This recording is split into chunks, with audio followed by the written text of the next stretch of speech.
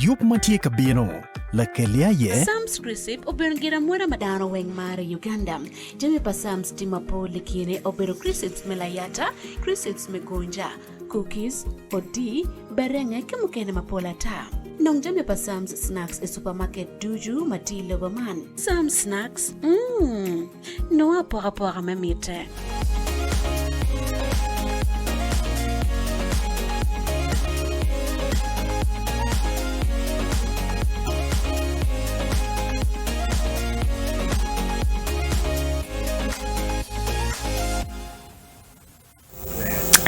Kudiku mecheng baraja nero dwe ayario dwe machel mwaka alivario kipiara rio ya dek 2023 tika winye mapato twal fudnyem amiro jolo wudo amiro wachini happy new year watamni kudiku ne tika choma lengo twal joma pia go chako teach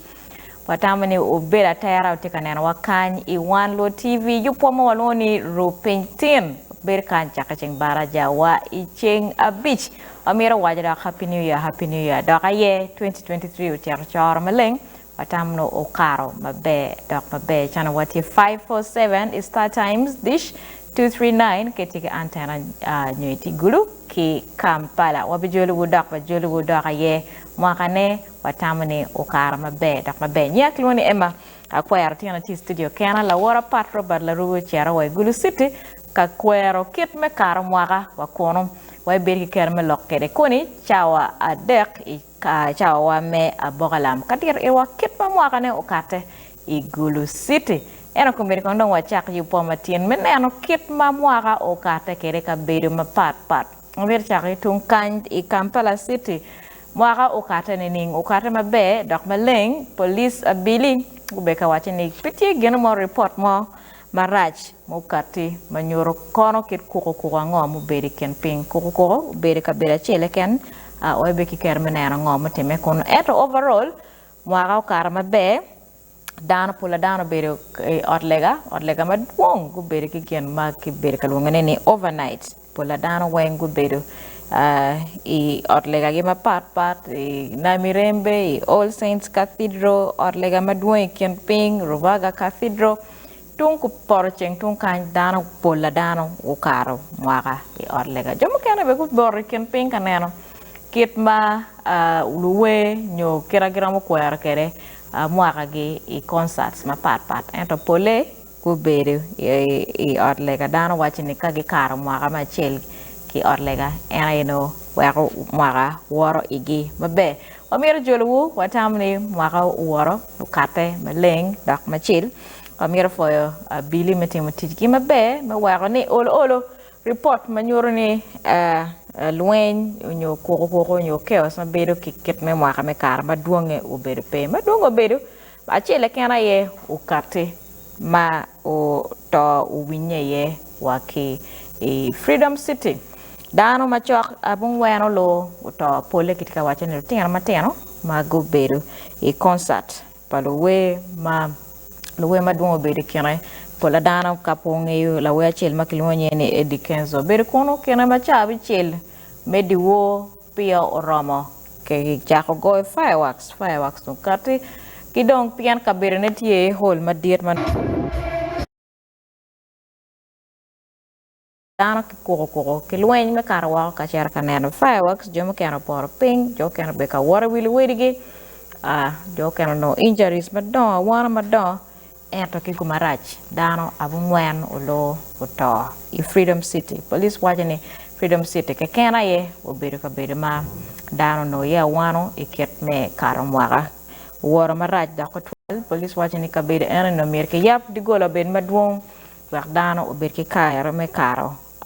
waka mabe ento pian di gola bedo chile ken karo waka obedo yela pola dano jerka neno concert ena bedo tena matena mon madwong cho bena madwong jo kano to ki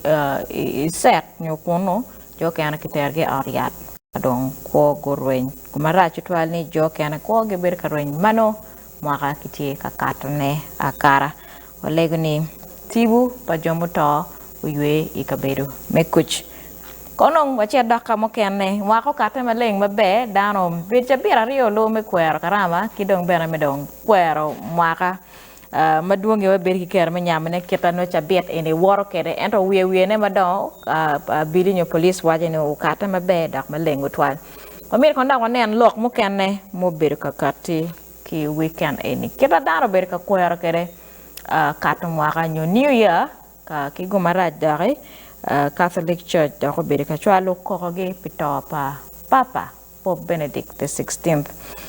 mo beru ngat ma Pope Francis ule kakare waka libario ki apa uya papa Pope Benedict u cheko nyu wako teach ma mege nyu resigning meten nyu teach ma mege wak any bit more pian community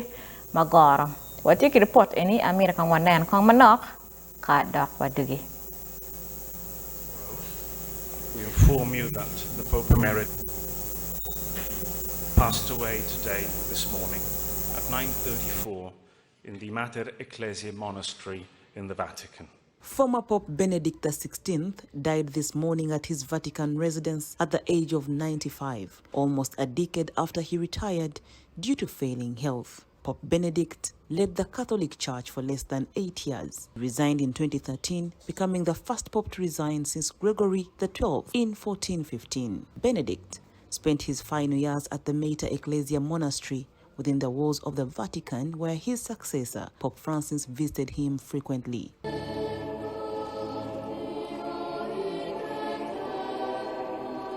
Pope Francis will lead the funeral on 5th January at St. Peter's Square in Rome. Funerals will be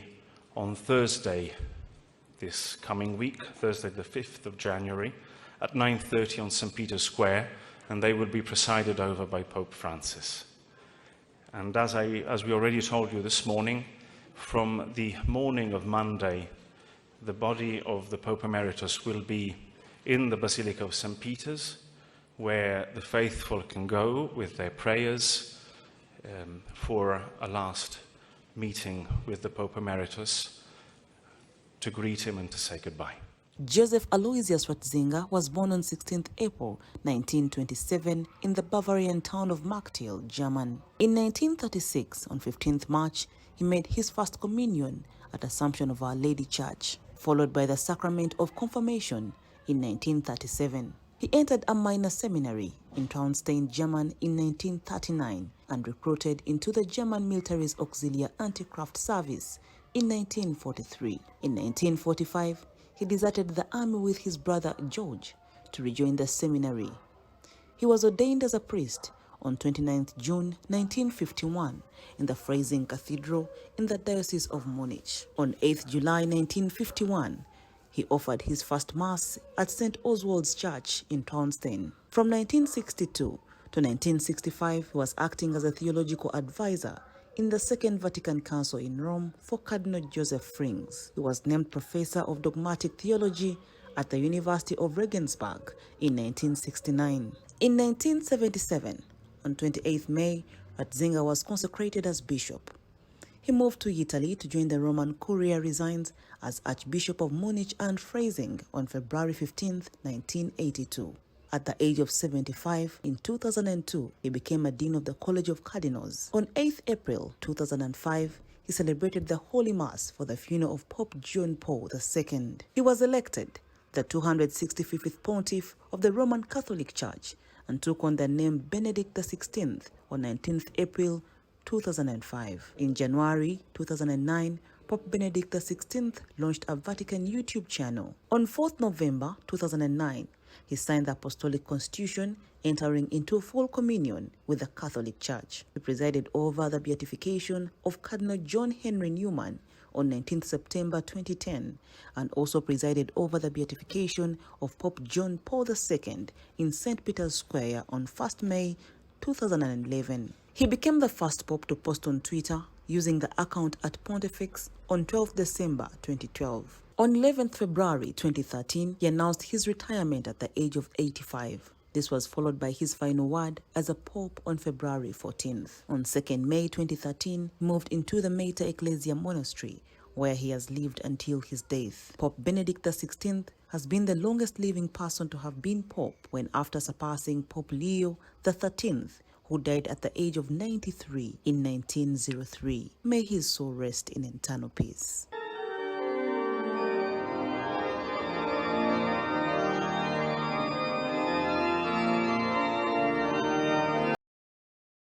For a 12 minute child kidwan wo berka kat en mabte kan yur kamalen kit ma papa Pope Benedict the 16th to kere iching abichel madano te kaneno kit ma ramo kwero kere kat mwaka papa no te kato ki rom kitika wache lega meliel wo bedi chen beach nien changwen sore changwen men nien dwa be beach de machel mwaka le bario ki piara rio we rio walego ni tibu papa o yue I kabedo me kuch maduonge ka be oneno I report en kibena mukena maduonge tie karatacho matien newspaper wa me New Vision be kiker me wirene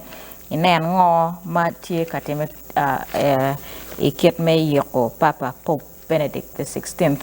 kibenda ko me iwu wiye ne mado mukena matie I newspaper matien New Vision be kiker me wirene adit lobo ulogo kidano I headlines kong ma chel tie kanyoto ket ma New Year kwere kere maduonge fireworks campaign matawa I ukanye fireworks bilino ye ni fireworks so beri ka bera ye marama le ba chel kimia ngwen kiwie ka bere ma pat I Uganda ento wawaji kama leng bana ne abili ku wachine kwe me New Year war mabe so pictures new child tio duong I New Vision matien beri kere me nen ket makwe war kere ka bere ma pat headlines matien tika wajo kit ma ngoma la dit logo chia bichel madam tika yupe me kwer mo ka chela dit logo mi address the national address nen chia bichel nen da pierre dek wi achel mai ken lok ma teke mo ero lok ye bero lok kom wel jemi ma competitio na le twal ki lok me bebe security wal ki dano ni wel jemi Matthew Lamale over dark paying Museveni assures on commodity prices and security. Le moron tika wachane kumena. Ikiker me wele ne enen ngoma la dit lobo tika wachane ni welje makumbiriti ola malo twale I mwaka eni 2023 gantie ni over dark paying ki bena dong ubeka wachane lok be fu agriculture ki number chel I list mamir kinan ne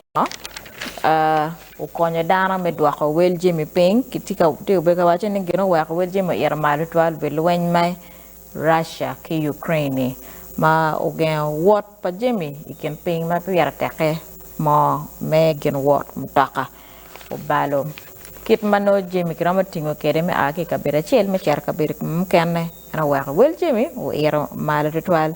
gen tieni 2023 well Jimmy over dark paying kibena gen makana mo lo kayo bedo well mo fuel options ngo makana makrama nongone me wako ni pedon ket dong tam onyo gen weng ikom mama wawila ni fuel ma a ki kamo kana la dir logo address na weng mo lo ni an be pia de ko chel ka in pay winyo address eno ne pian na tiki yom ich me ka to mwaka will newspaper matien you know address pala dit lo weng te kan ji ma lo ye weng ji ma pier tek security ki will cham ji ma pier tek ka kuch para in peramo ko ka che will cham la mal ma peramo will pe beramo ko so ji ma la dit lo come ji ma pier tek tek ki bena dong chel mo kana te kan yoro kit ma to te mekere I Freedom City ti Kampala yo Entebbe Road kamana kan da waje iwuni ta ye marama bungwen oto ye chel bena tie kan manyoro keta to eno te mekere kibera matote beri ker me wedene wa kwan ene ngo mu te mekono kamu kana bene ti waje kameleng ni kiwi yubu koga nyo kiwi dua ko chien renovation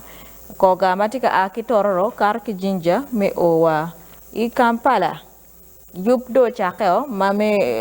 kitoro o mukono do tumo me ki mukono me o Kampala ubutum idwe mario mena ye lok ma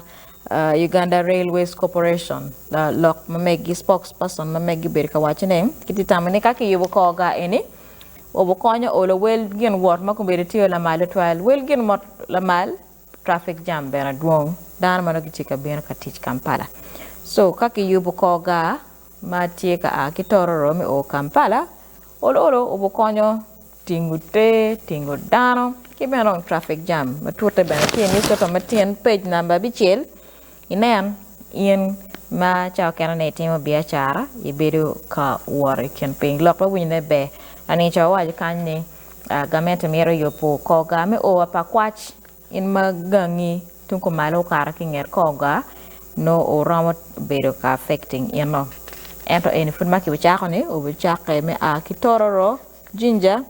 me o Kampala de mario dong no de mabieno no olo utum ki beno dong page number 13 nyoto kira nakane wa waje kere kira mwaka kata kere kan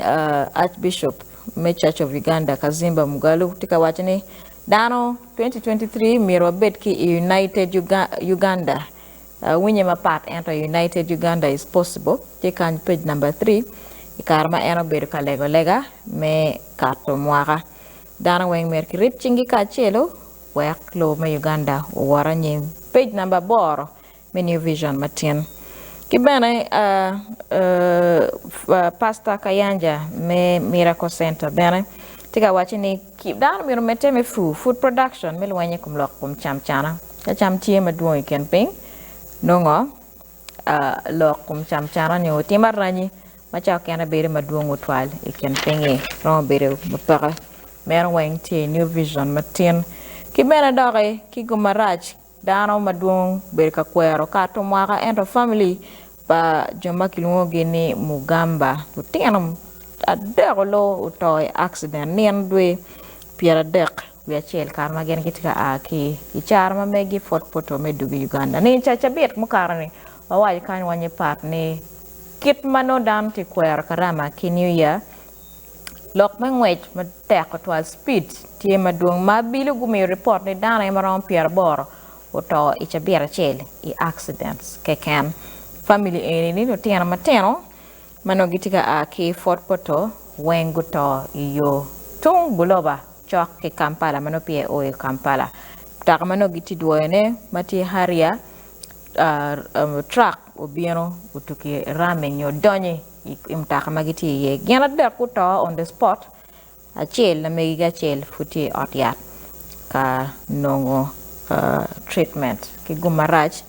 dak raj nyuru palo tiana man merwenye no tiana dek mweng la wa chel mano dano tika katu mwaka lok mawunye ne raj dak raj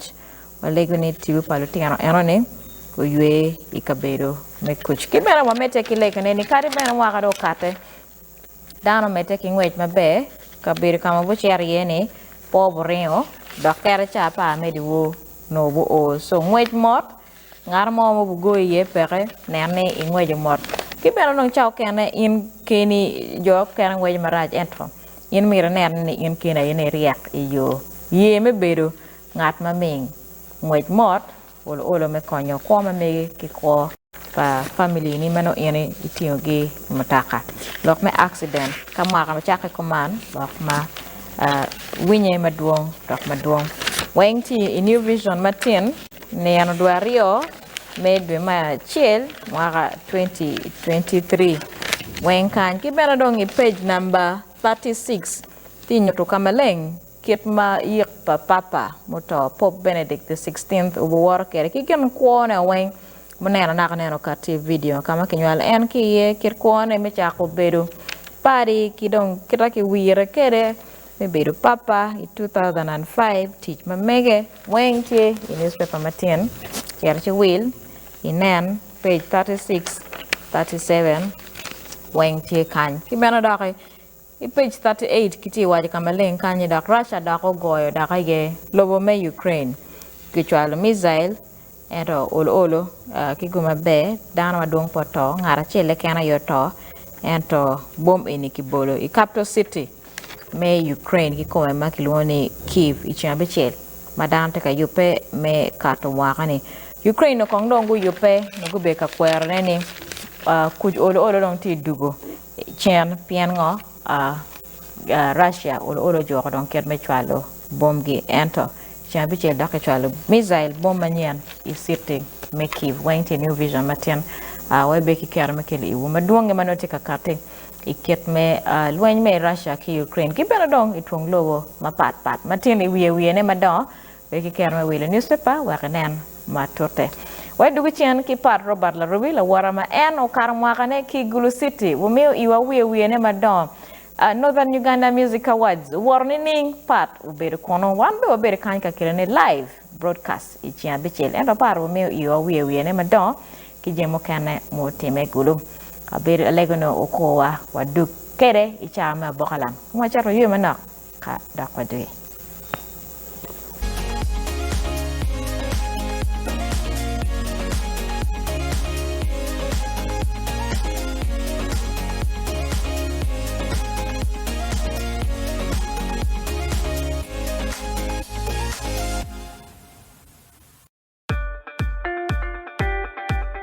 Yup mai beru kaneno ne lekelia ye Sam's Crisip obengira mwera madano weng mare Uganda. Jami pa Sam's timapo likine obero Crisps melayata, Crisps megonja, cookies, odi, berenge kimukene mapola ta. Nong jami pa Sam's Snacks e supermarket duju matilo baman. Sam's Snacks,